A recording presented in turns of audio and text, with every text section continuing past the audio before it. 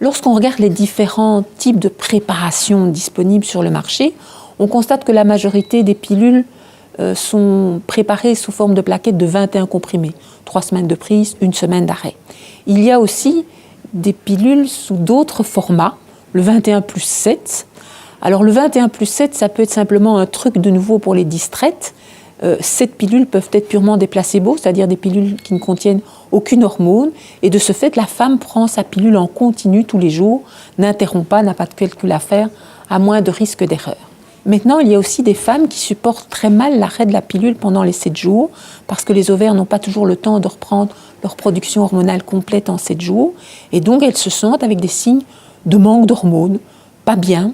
Il y a aussi ce qu'on appelle le syndrome prémenstruel, déprimé, irritable, voire agressif. Dans ces cas-là, il peut être intéressant de choisir une pilule qui donne des œstrogènes pendant tout le cycle. Et donc, on a 21 comprimés œstroprogestatifs et puis des comprimés avec un petit peu d'œstrogène pour ne pas être en manque complet pendant les 7 jours.